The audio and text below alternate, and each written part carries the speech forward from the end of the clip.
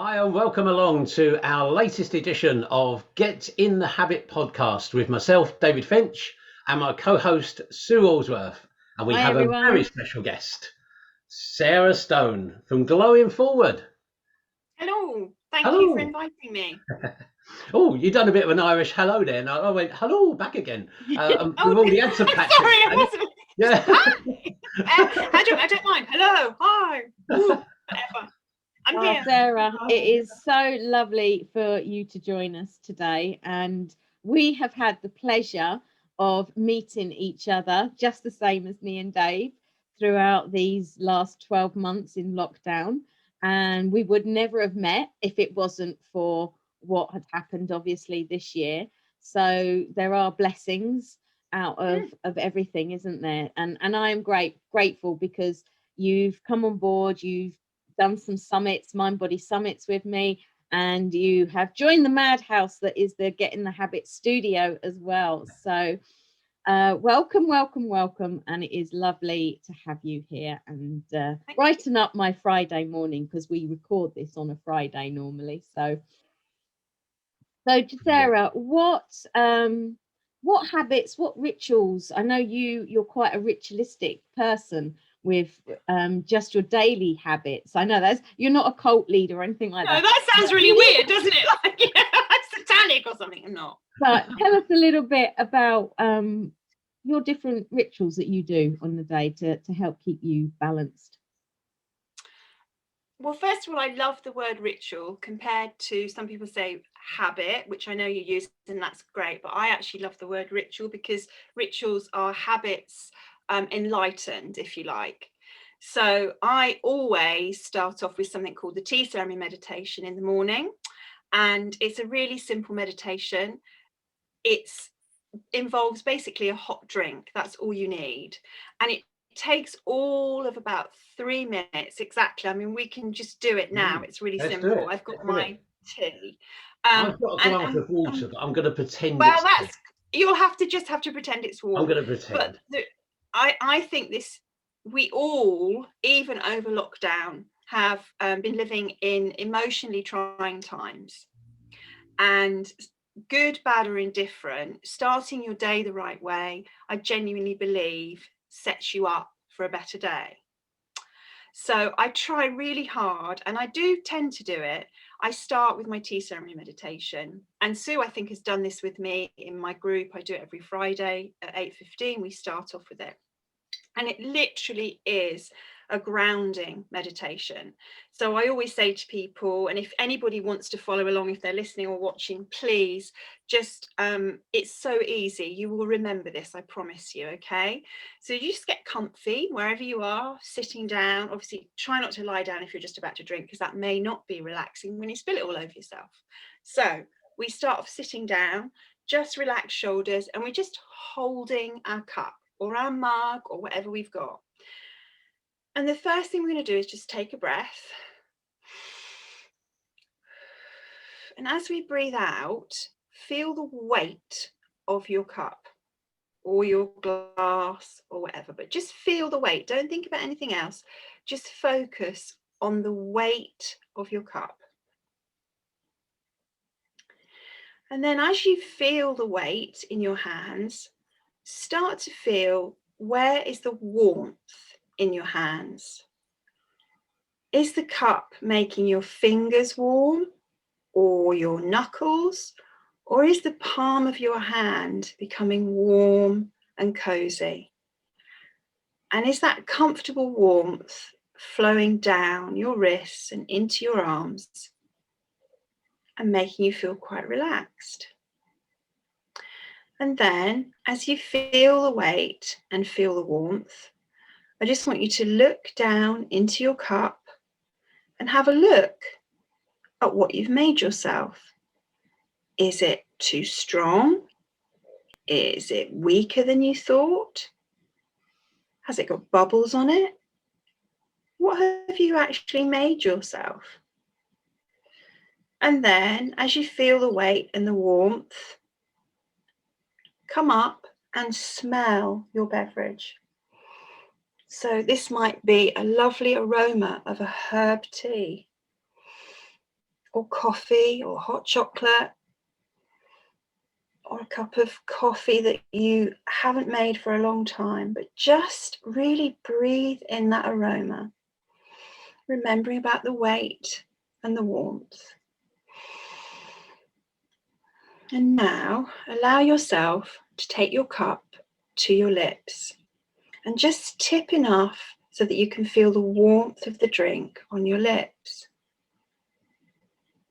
And then, as you carefully take in a small sip, allow that sip to roll around your mouth, to be tasted properly. Your tongue has different senses, so sweet, sharp, sour.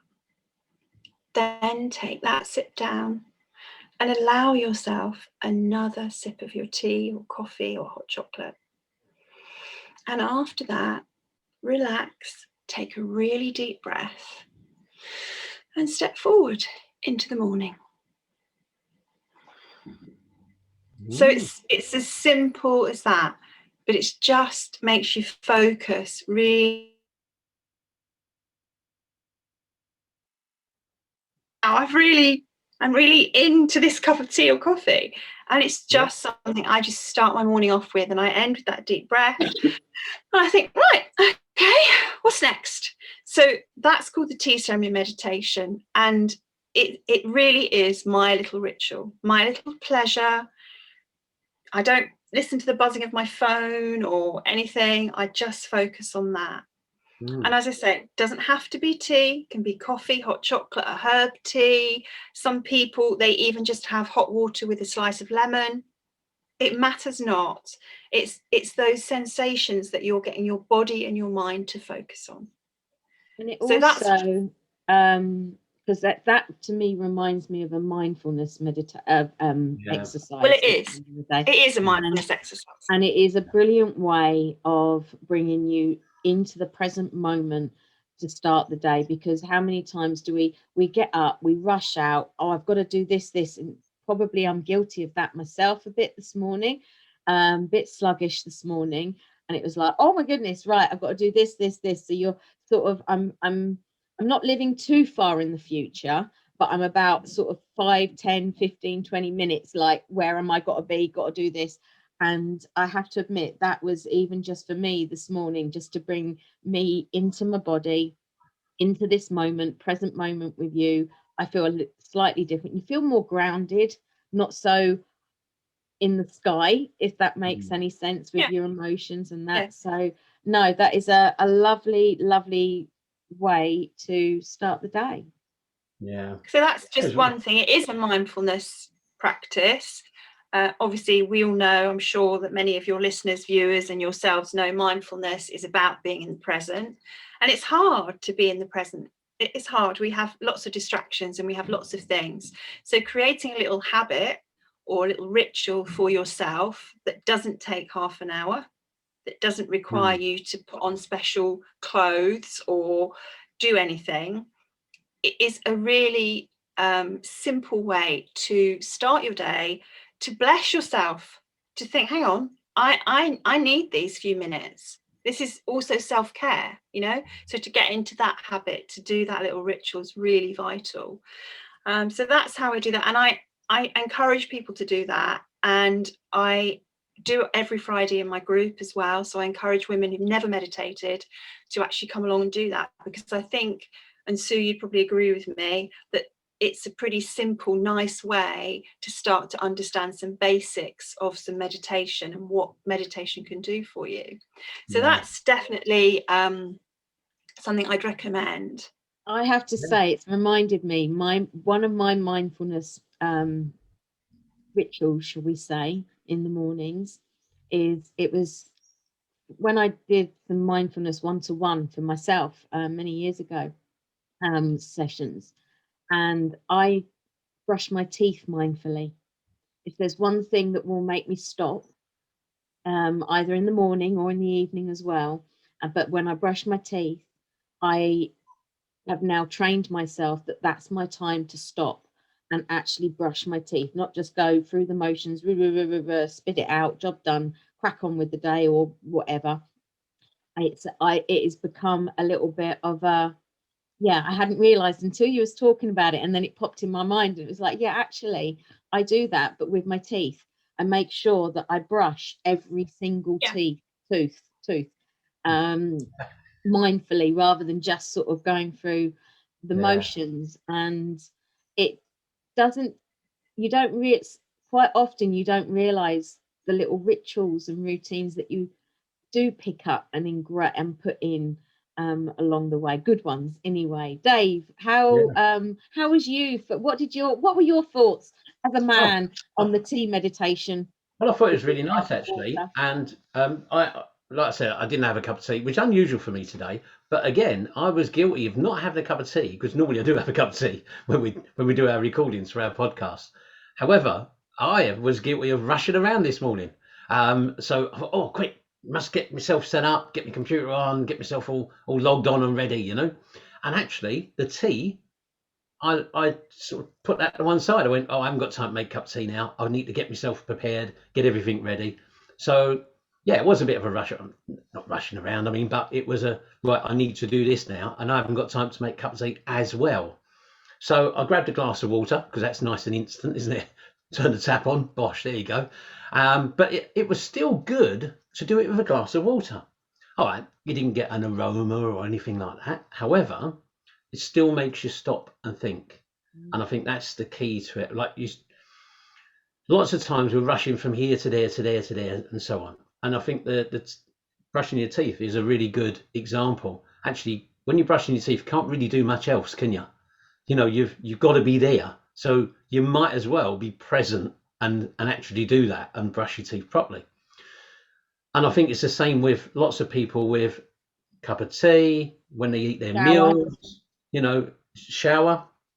Every time, you know, whatever we're doing is to be in that moment, to actually enjoy a shower, you know. And we had a name's gone out of my head now. What's the lady who talks about the mindful shower? Oh, Claudia, Claudia, Claudia that was it. Alfred, yeah. Yeah, and her name was on the tip of my tongue and I couldn't get it. Yeah, Claudia. Yes, and frigging well, she's got her mindful morning. Do you know, I'm having a bit of an aha moment listening to you, Dave, Oh, right.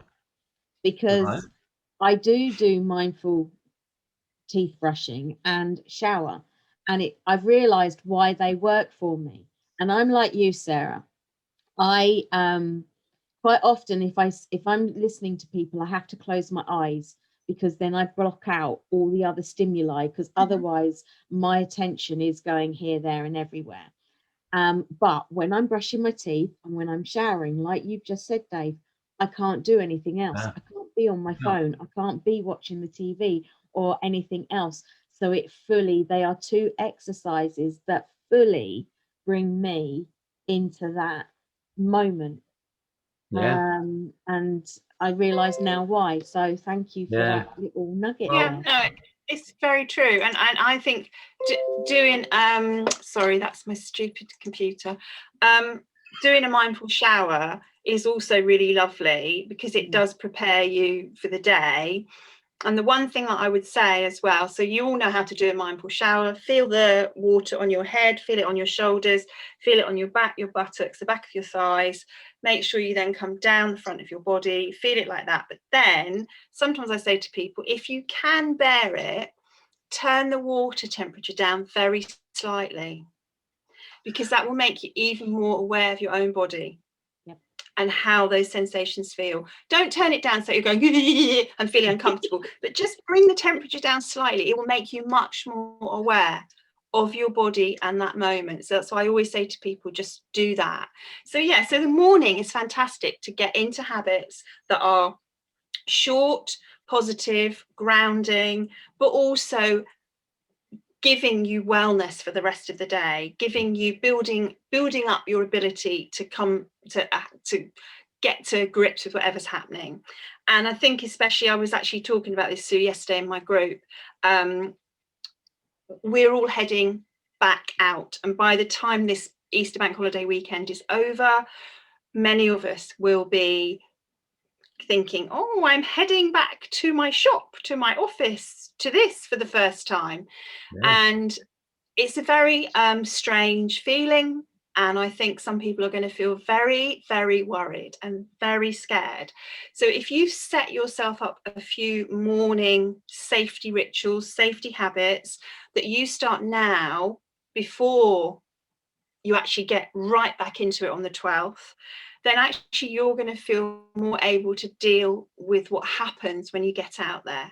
And that And you're tea going to have to meditation is also brilliant, so that when you've been out, if you come back home and you're feeling a little bit, anxious from that trip out or what have you, having that tea meditation, because that can be done at any time of the day to ground you. Just like I use, I don't actually drink hot drinks as a rule. It's normally only on a Friday, because I know I'm podcasting early morning and just need to sort of help warm up the vocal cords.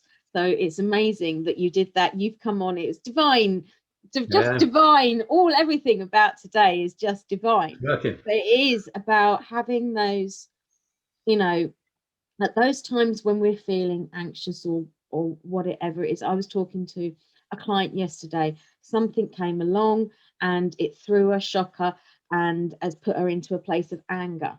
And I said, and she's going, and I've been doing my meditations. And I'm like, well, actually, before you do your meditations, let's address the anger, because you've got to, acknowledge if you're feeling anxious, if you're feeling angry, whatever it is. You can't just go into that Zen state, because you've got to process what it is. We're human beings and we're meant to feel emotions.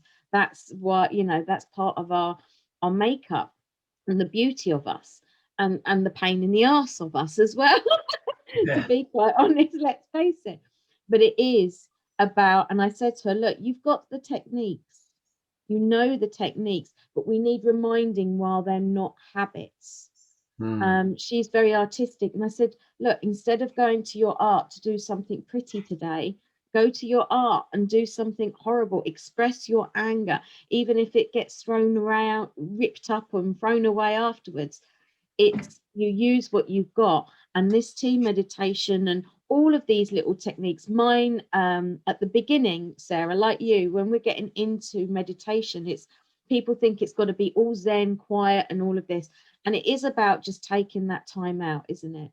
And I used to, my habit to start with would be, one, locking myself in the toilet, because you have to go to the loo throughout the day. So I take 3 breaths every time I'm on the loo. There you go, personal information. And Sarah, I think in your group you put this, was it yesterday or the day before? I'm sure it was you, about when you go to your car. I mean, I'm not driving I'm not driving as much now at the moment, but every time you get in your car, before you turn that engine on, take 3 breaths or something that just brings you into that moment, and maybe also helps reduce some road rage as you go on throughout your day. That's great. No, it's good. And I think the problem is with all of this is that people don't do it. That's the trouble. When you see clients and you say, look, use this technique, whatever technique it might be, and we all do that kind of thing. I'd say, look, use this. And we overload people with loads and loads of techniques that they can do anytime during the day. The problem is they don't do it. What they do is carry on with their life in that chaotic, crazy world or whatever. And they don't stop for have a cup of tea and go, oh, right. Oh, what was that about that tea meditation? I'm going to do that now. What they do is they carry on chatting with their mates and go, oh. So I would really urge people to actually practice these, make them a habit, become your habits, because these are great techniques, aren't they, that we share with people. And they weren't our habits. I mean, Sarah, when did this habit, the tea meditation habit, actually start? Because you weren't born doing the tea meditation. So I trained as a mindfulness teacher practitioner in 2015, and I then started to read a lot more about mindfulness, because I'm going to really admit something now. Okay, the body scan meditation, which can take 20 to 30 minutes, just ticks me right off. Okay, I know some people really love it, but I'm not that sort of person. So what I needed to start doing was to start finding things that were 5, 10, 15, 20 minutes tops for me. Yeah. And that also meant something to me. I mean, I always start my day with a cup of tea. So for me, when I found this, which must have been about, I think it's about two or 3 years ago, when I started, I don't even know what I was reading. I might have even been reading an article on tea, but because I've got things on my computer that are meditation, you know, things come up, don't they, in the side? And I thought, what's that all about? So I read it and I was like, oh, okay. And so then I just started to do it sort of privately for me, or if I was getting a bit ticked off at work, I'd just like sit with my cup of tea and I wouldn't necessarily say anything, and I'd just do this, like, okay, fine. And That's then a really good point, actually, that you can do that in the work environment, Yeah. even in home work environment, Yeah. without no one anyone knows. necessarily knowing. Yeah. You know, for me, that's a great thing, that they can't, that nobody knows what I'm doing. I mean, I don't mind sharing. Obviously, I talk about it now, but to be honest, it just gave me that 2 minutes, and you can make it as long or as short as you want. But it's a case of like, what I was doing was I was just saying, yeah, okay, not listening at the moment, not interested in that. Just let me do this. So it's about, yeah, 2.5 years ago. And then I've been doing this, which I actually can't believe. I've been doing this every Friday since this time last year. I come on hell or high water at 8 or 8:15. So in the summer I do it at 8 o'clock, and in the winter I give myself that 15 minutes. Wow. And I come on at 8, and I do it absolutely religiously first thing on that Friday morning. And sometimes people say to me, I can't watch it at that time, but they watch it on replay, or they say, oh yeah, it reminded me to do it. There's always a guided meditation afterwards that's relevant to what we're doing in the group, or what's going on in the world, or what season it is, or whatever. But I start with that. I want everyone in the world to do the tea meditation. I just think it's really interesting, because I'm a bit like you. I mean, I've done the mindfulness body scans, and when I've got the time to do that and to make it, you know, fine. And I think that's quite often when we're trying to create new habits, we think we've got to create more space. Whereas actually, like with my brushing the teeth, do use the habits that you've already got, but just improve on them maybe slightly. So I've got to brush my teeth. Well, I haven't got to, but you know, I brush my teeth every day. I have a shower, and these little things, going to the car, going to the toilet. I was like, how can I get these things to work with what I'm already doing? Because once they've got into the habit with your habits, then you can expand on them and go, do you know what? I actually do want to take the time out and do the body scan, because that does sit with me, or not. Or I like the mindfulness mountain meditation. That is one of my. yeah, that's really grounding. I love that one. I can imagine you would actually. There is a copy of that, of me doing one of those on my Authentic Smile YouTube. I think not probably the best, one of my earlier ones, but no, and it is important. I think that's the nugget today. And you're right, Dave. We do have to practice. My life did not change from all the book reading that I did, and the courses that I did, and the studying that I did. My life did not change until I started to implement it into my own life. And that is the bottom line. It's, you know, you can't read a book and it's not a quick fix. It's not a quick pill. You can't read a book and the light and all is well. And this isn't, you know, just a one-off thing. It's a daily ritual practice that we need to get into. So I think it's really, Sarah, brilliant to keep it simple with a cup of tea. But yeah, try not to worry about creating space. If you're watching or listening this, I haven't got any more space. Use what you already do. Sue knows I get really passionate about my face yoga, and she comes on and she's doing it with me, and then she'll hear me say the words when people say, oh, hope I've got some time to do this in the week. And I say to them, well, what about when you get up and have a wee? You can get up and have a wee and pull some faces. People are like, oh, Sarah. And I think, oh, no, actually, we've got time. One lady, I was doing a nighttime massage in a group on Wednesday evening. It's literally like a 5-10 minute face massage. And she said to me, well, I'm never going to have time to do this. And I said to her, well, it's really weird because you've actually just made time to do this with me now. Okay. Yeah. I find that really weird. But I said, but pick some of the movements that make you feel comfortable. And when you've brushed your teeth and you're putting your moisturizer on at night, even as you're lying in bed last thing at night, just do some of the moves just to relax your face. So Sue, you're right. It isn't about suddenly thinking, it's 7 o'clock on Wednesday evening, I have to do a 45-minute body scan meditation, right? That isn't how it is, because otherwise I would never be able to meditate or be mindful, because that's also what I love about mindfulness, is it is suitable for everybody. It's suitable for kids, it's suitable for adults. And it's interesting using the word habit, because Sue asked me, she said, would you mind coming on and talking about habits? And I jokingly said, and I'm going to say it because I'm pretty open here about things, I said, what, is that like one of my bad habits, like where I shave my legs and leave it all in the bath and forget to clean it all out? And she's like, well, maybe not. I think sometimes we associate habits with negative connotations. Oh, that's a bad habit. Oh, he's got into the habit. Oh, she does that out of habit. We don't remember that also that's a really good habit to get into. That's a really great habit that you've developed there. We as human nature, we always think of the negative, we always remember the bad stuff. So it's twisting that round as well and saying, I've got this amazing habit that I've got into of just doing something really little in the morning for myself. And changing our language to ourselves. Do you know what, you're doing that, Sarah? This is one of my habits.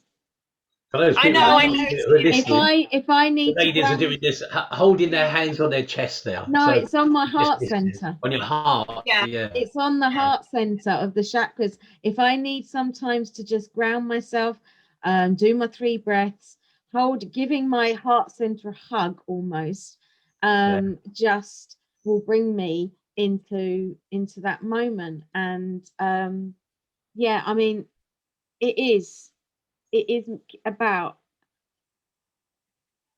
keeping it, making it fit your lifestyle. Don't worry about what the experts say you should or shouldn't be doing with their system, product, or what have you, because that works for them.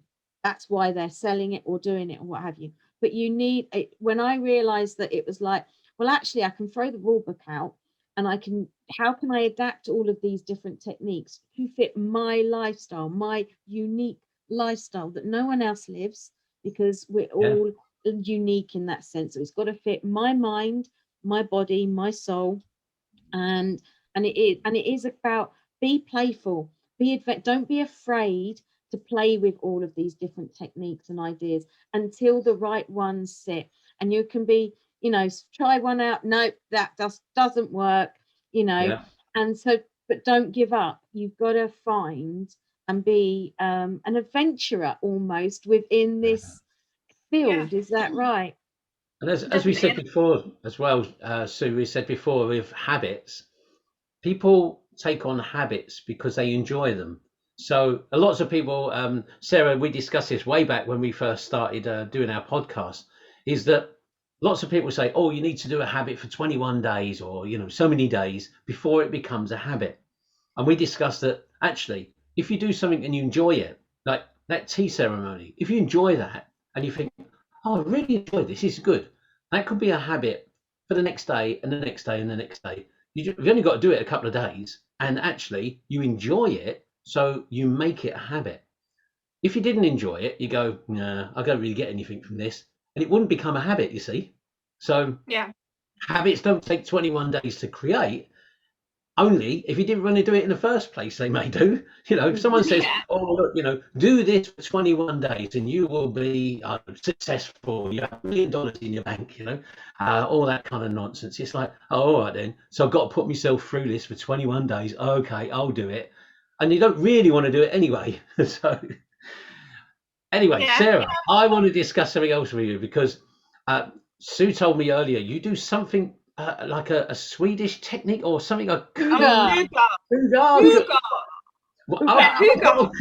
I've got a cougar. It's a car. It's sitting outside. What is your version of a cougar? I've got a cougar. Her name's Helen, and she's at home. Yeah. Ah, yeah. Yeah. Yeah. Oh, mine's probably spelled different to that, but there you are. Yeah. It's not a cougar as in that. Yeah. I don't know. Carry on. Right. So yeah. So what is it then? I've not heard of that. So what is it? Explain Okay, what so it is. it's a Scandinavian word, and it's a Scandinavian practice. So Norway, Scandinavia, all the sort of very northern European Scandi countries know the word, know the practice. And what it is actually to do, really weirdly, it is to do with a bit of ritual and a bit of habit making, for our comfort and for self-preservation, and to hold ourselves well. Okay. So it might start in a Scandinavian household. The mum might come down in the morning and she might light a candle on the table in the kitchen to create focus for the family, to create focus for the day. And it could be something as simple as that. Again, it's all about ritual. And what it is about, there's 7 sort of pillars or 7 elements of Hugar, which I will talk about in the workshop. But some of the ones that are really important at the moment are to do with presence, being mindful of our moment and being aware of our surroundings in the moment, looking after ourselves in the moment. There's togetherness. So that's been when I was doing a workshop in the middle of lockdown. We dived quite deeply into togetherness, because we were only able to have 6 people. And I asked people the question, are you really seeing and creating a bubble with the people that you really want to?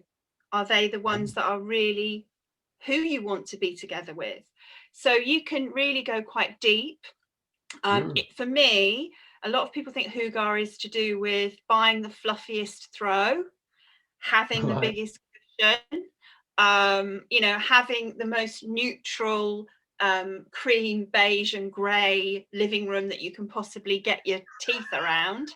And I think we call it the IKEA lifestyle, don't we? We go to IKEA and we think, but if you actually look closely at some of the stuff in IKEA and the shops like that, actually they have some quirky things, they have some unusual things. And so Hugar is also about what you can draw comfort from, that might be something as simple as drinking your tea out of your favorite mug, because that gives you that sense of wellness and that sense of peace, because it's yours and it's just something that you're drawn to. So it's certainly not feng shui. It's not about having things turned at certain angles, put in certain corners in the room. It's not Marie Kondo rolling your knickers up till you can't actually undo them.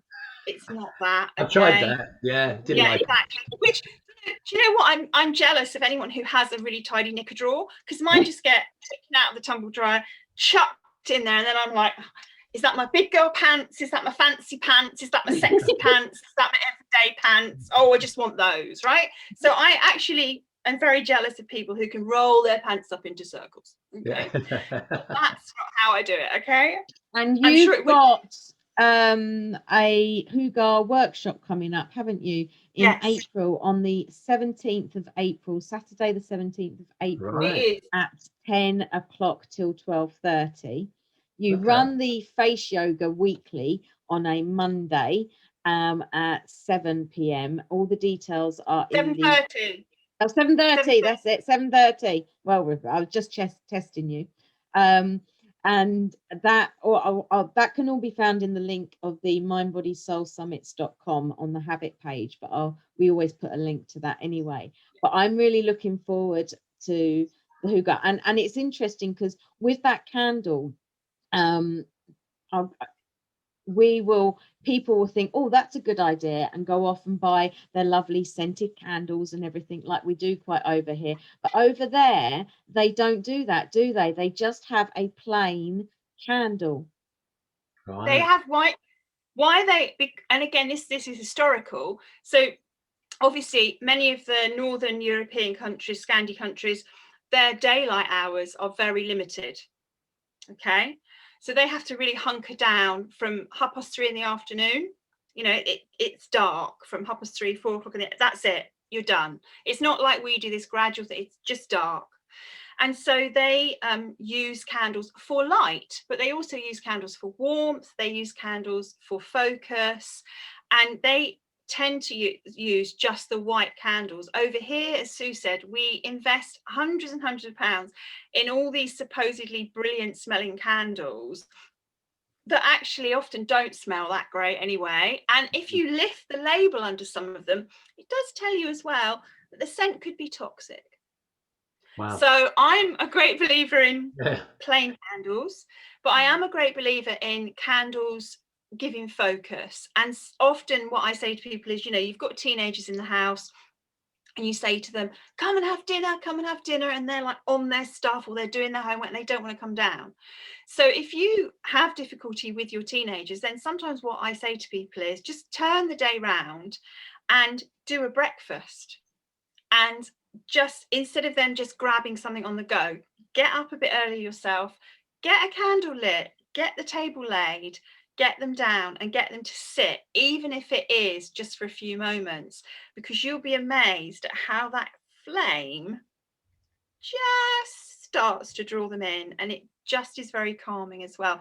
And in fact, Sue, you've probably done it, there is a candle meditation where you can actually focus on the flickering of the flame, and it really draws you in. It is very mindful, it makes you very focused on the present moment. So candles are great for focus. Family time is really important, but it's hard to get teenagers to do as you want them to do. So I always try and say to people, turn it round, think about when are they most likely to be receptive to being part of the family. You know, watch them, observe your own kids and find out, when do they come down to the kitchen, when do they want to, you know, you have to work with it to make it work for your family. And so that's togetherness, things like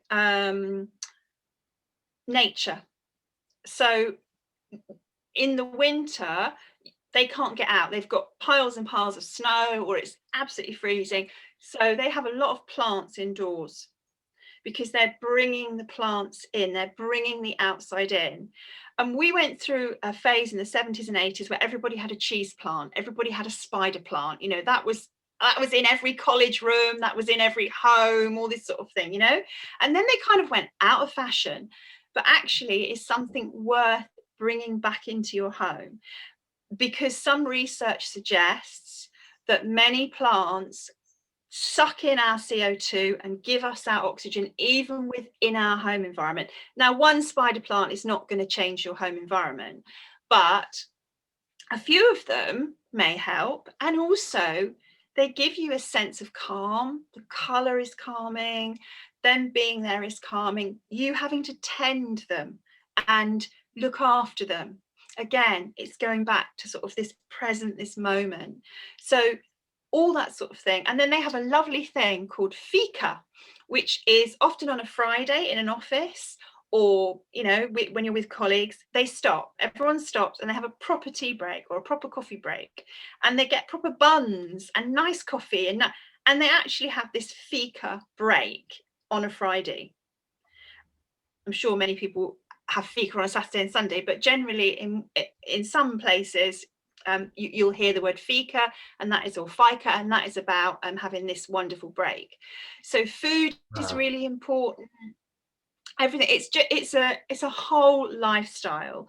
And it's not just about fur rugs, cushions and throws. It really isn't. It's to do with how your home environment makes you well, and how you can get more out of it.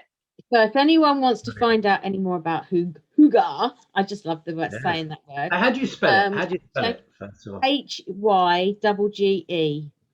Ah, right. Yeah, I'm trained now. Okay. So do join Sarah on the 17th of April. We'll put details out on the Mind Body Soul Summit's Facebook page as well, and you can find it on mindbodysoulsummits.com.